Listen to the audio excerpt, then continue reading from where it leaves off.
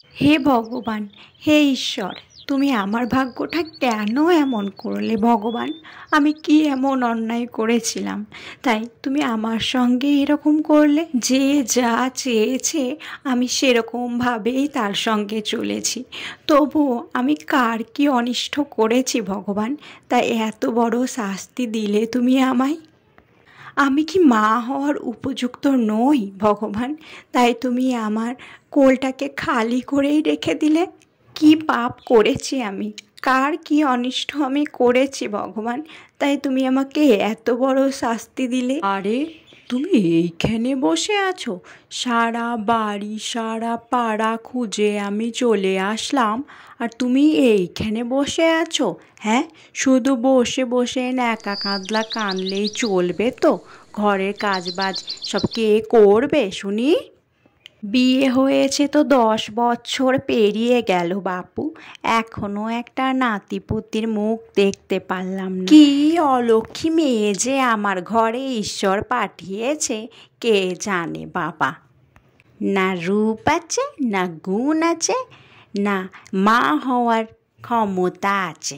কোনো গুণই তো নেই বাপু তোমার, কি দেখে পছন্দ হবে তোমাকে?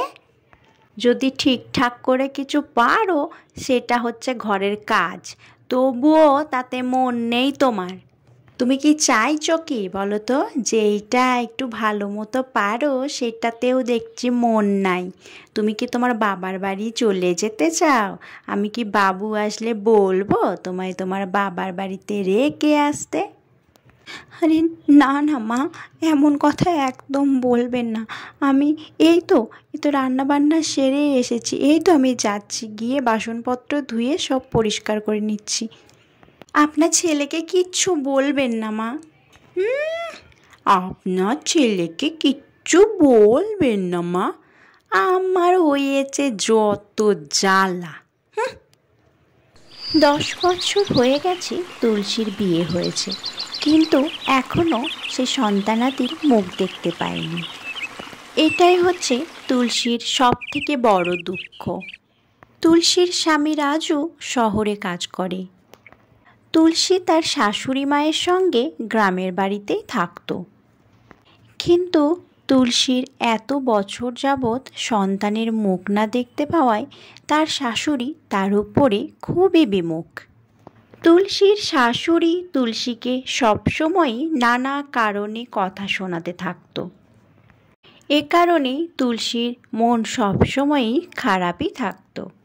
হে ভগবান, কি এমন পাপ করেছি আমি ভগবান, দয়া করে আমার প্রার্থনা শুনে নাও ভগবান, আমার প্রার্থনা শুনে নাও, আমি যে আর কথা শুনতে পাচ্ছি না প্রভু। বলি, এই যে ভর দুপুর বেলায় কি নাকা কান্না শুরু করেছো? হ্যাঁ, এটা একটা গৃহস্থ বাড়ি, ভুলে যাচ্ছ নাকি? এমন ভাবে ভর দুপুর বেলায় অলক্ষীর মতো কাঁদতে বসেছো, আমার গৃহস্থের অকল্যাণ হবে না? এইটুকু জ্ঞানও কি তোমার মধ্যে নেই? হ্যাঁ, আর কত শেখাবো তোমাকে? তোমার কি বুদ্ধি শুদ্ধি কোনোদিনও হবে না বাবু?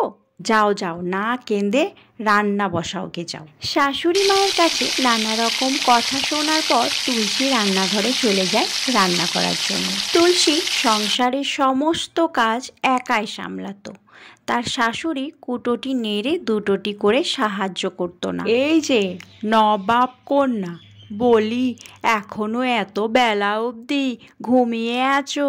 কি ব্যাপারটা কি? হ্যাঁ, সংসার করার মন নেই? এত যে কাজ বাজ পড়ে আছে, এত বেলা অবধি শুয়ে থাকলে চলবে তো?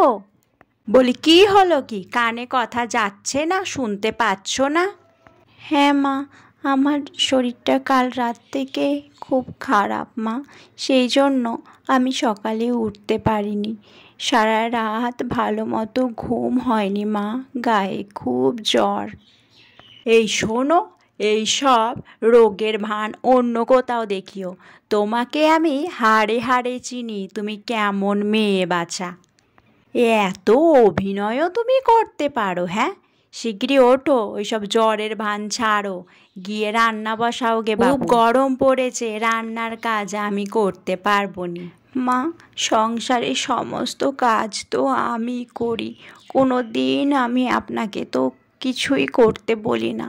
আজকে সত্যি আমার শরীরটা খুবই খারাপ, গায়ে জ্বর লেগে আছে। আপনি আজকে রান্নাটা একটু। কি এত বড় সাহস তোমার? তুমি এত বড় কথা আমাকে বললে? আমি কোনো কাজ করি না সংসারে, সব তুমি করো? ঠিক আছে, বাবু আসুক, সব বলছি। না না মা, দয়া করে আপনার ছেলেকে কিচ্ছু বলবেন না, ও অনেক দিন পরে বাড়ি আসছে, দয়া করে কিছু বলবেন না মা। এই তো আমি যাচ্ছি, গিয়ে সব কাজ করে ফেলছি। তারপর তুলসী ওই জ্বর গায়ে নিয়ে সংসারের সমস্ত কাজ, বাসন মাজা, সমস্ত রান্না করে ফেলে। কারণ তুলসী কখনোই চাইতো না তার সংসারে অশান্তি হোক। এইদিকে তুলসীর শাশুড়ি রমা যখন একটু হাঁটতে বেরিয়েছিল রাস্তায়, তখন তার পড়শি মেনকার সঙ্গে দেখা হয়ে যায়। কি গো রাজুর মা, কেমন আছো? তোমাকে তো আজকাল দেখতেই পাই না, বাড়ি থেকে বের হও না নাকি? হ্যাঁ গো মেনকা, সত্যি বাড়ি থেকে বের হই না। বাড়ি থেকে বেরোনোর তো প্রয়োজনই পড়ে না, বৌমাই সব কাজ সামলে নেয়, আর যা প্রয়োজন পড়ে সব ছেলে শহর থেকে এনে দেয়, তাই বাড়ি থেকে বেরোনোর আর প্রয়োজনই পড়ে না সত্যি। হ্যাঁ গো রাজুর মা, তোমার তো চারিদিকেই ষোলোশো, ভালো বৌমা পেয়েছো, ভালো ছেলে পেয়েছো, শুধু একটাই দুঃখ, নাতিপুতি হলো নে। পড়শির মুখে এই কথা শুনে রমার তো মাথার টনক নড়ে গেল। ঠিক আছে গো মেনকা, আজ তাহলে আসি, বৌমাটা বাড়িতে একা আছে, পরে দেখা হবে ক্ষণ। হে ঈশ্বর, কি পাপ করেছিলাম যে এমন মেয়েকে বউ করে পাঠিয়েছো আমার ঘরে, এখনো একটাও নাতিপুতি দিল না। তারপর সেদিন যখন রাজু শহর থেকে বাড়ি ফিরল, এমনিতেই রমার মাথা গরম হয়েছিল পড়শির কথায়। সে রাজুকে পেয়ে সঙ্গে সঙ্গে সব কথা বলতে শুরু করে দিল। শোন বাবা রাজু, আমি কিন্তু এরকমভাবে আর বাঁচতে পারছি না বাবা, আমি আর কটা দিন বাঁচবো। কি হয়েছে মা, আপনি এরকম কথা কেন বলছেন? আমি কি আপনাকে যত্ন করি না মা? আপনি এমন কথা কেন বলছেন মা? কি হয়েছে আপনার? হ্যাঁ মা, তোমার কি হয়েছে যে তুমি এরকম কথা বলছো? আমাকে বলো, তোমার কি হয়েছে মা? তুমি কেন এরকমভাবে কাঁদছো? শোন বাবা রাজু, আমি রাস্তায় বেরোতে পারি না, পাড়া পড়শি তোর বউয়ের বাচ্চা হয় না বলে আমাকে সব সময় খোঁটা দেয়। হয় তোরা একটা বাচ্চার ব্যবস্থা কর, নয়তো তুই দ্বিতীয়বার বিয়ে করে নে। রমার এই কথা শুনেই তো তুলসীর মাথায় বাজ পড়ে যায়। তুলসী ভাবে, এটা মা কি বলছে? আমি থাকতে আবার তার ছেলের দ্বিতীয় বিয়ে দেবে? শোন বাবা, আমি আর কতদিনই বা বাঁচবো? আমার তো ইচ্ছে করে নাতিপুতির মুখ দেখতে, কবে হবে বলতো? বাড়ি থেকে তো আমি বেরই হই না। আজ যখন আমি বাইরে গেছিলাম, মেনকা আমাকে যা নয় তাই বলল। আচ্ছা মা, তুমি কেঁদো না, তুমি কেঁদো না, চুপ করো, তুমি যা বলবে সেটাই হবে। কি কি বলছেন উনি এটা? আমি থাকতে উনি আবার দ্বিতীয় বিয়ে করবেন? আর তো উনি এটাতে সম্মতিও দিয়ে দিলেন। রাজু বিয়েতে সম্মতি দেওয়ার পর একটা ভালো মেয়ে দেখে রাজুর বিয়ে দিয়ে দেওয়া হয়। ছেলের দ্বিতীয়বার বিয়ে দিয়ে তো রমা ভীষণ খুশি। রমা ভাবছে এবার সে একটা নাতিপুতির মুখ অন্তত দেখতে পারবে। রমা নতুন বউকে খুব আদর করতে থাকে। মা সুমি, কেমন লাগছে এই বাড়িতে এসে?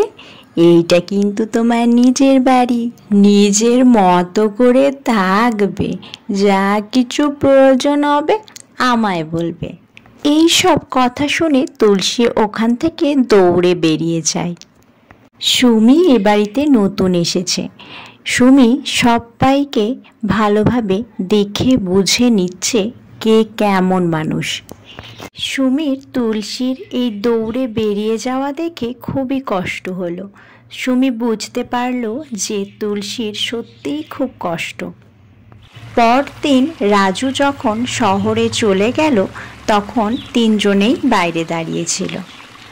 রমা তুলসীকে গিয়ে যা নয় তাই বলে অপমান করতে লাগলো। কি ব্যাপার, ভোজ কাজ কি এখনো শেষ হয়নি? এখনো এখানে দাঁড়িয়ে আছো যে? কি ব্যাপারটা কি? হ্যাঁ, ঘরের কাজগুলো কে করবে? বাড়িতে নতুন বউ এসেছে, যাও গিয়ে ভালো মন্দ রান্না করে খাওয়াও। নাকি ঘরে সতীন এসেছে বলে নতুন ফোন দিয়ে আসছো? হ্যাঁ, এইসব কথা শুনে সুমির সত্যি খুব খারাপ লাগে। আরে দিদি, চলো না আমরা দুজনে গিয়ে রান্না করি।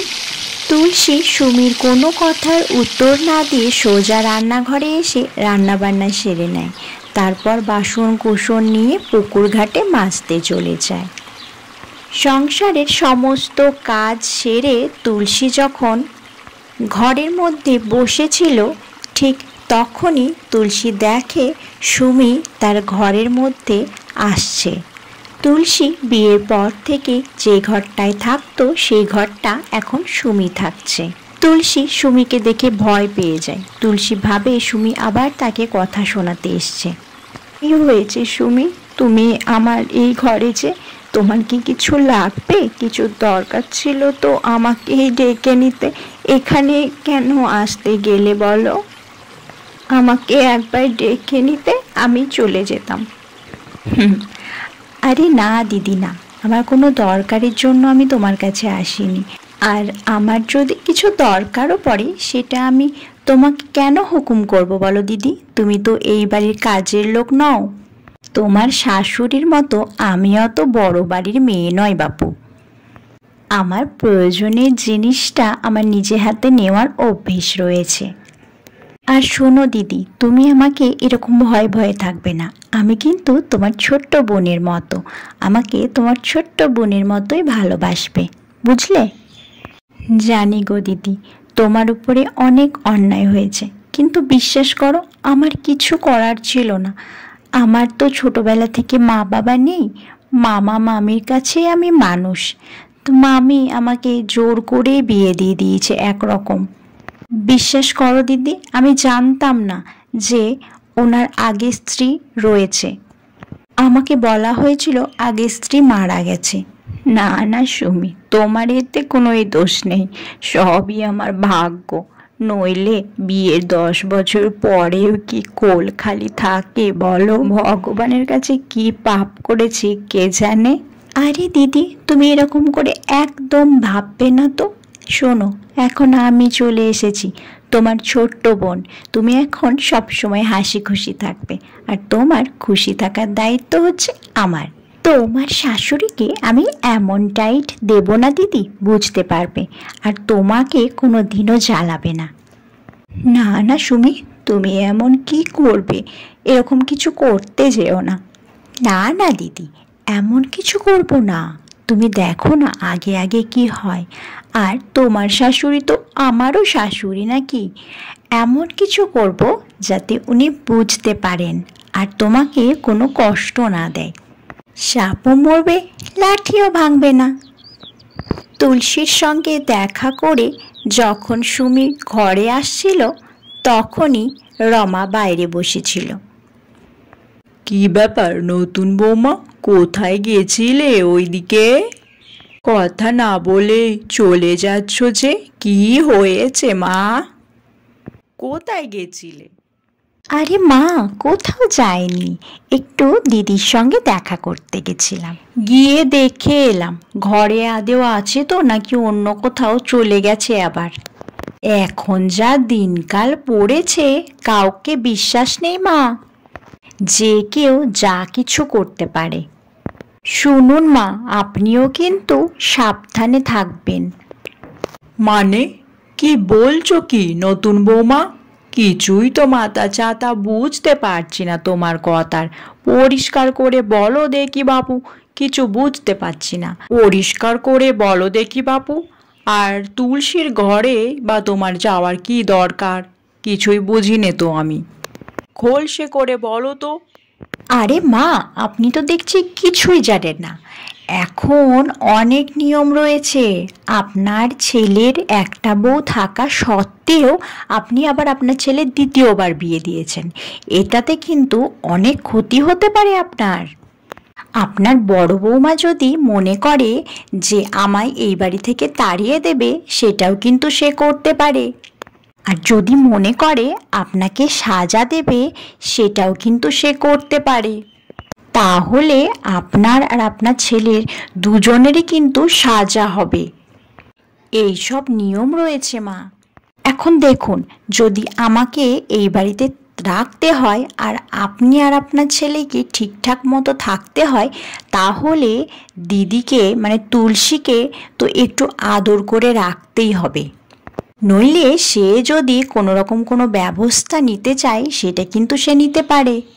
গ্রামের পঞ্চায়েতে গিয়ে যদি এই কথাটা সে জানায় যে এই বিয়েতে তার একদমই সম্মতি ছিল না, তাহলে কিন্তু আপনাদের অনেক ক্ষতি হতে পারে। হে রাম, এ আমার কি হয়ে গেল? আমি তো এইসব কথা কখনো ভাবিনি। সত্যি কি এমন হয়?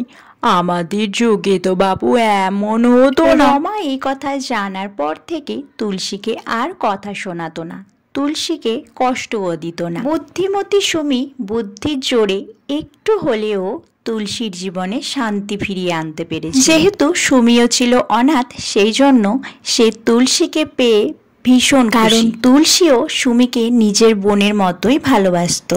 তখন থেকেই তারা দুজনে সতীন নয়, দুই বোনের মতো থাকতে শুরু করল।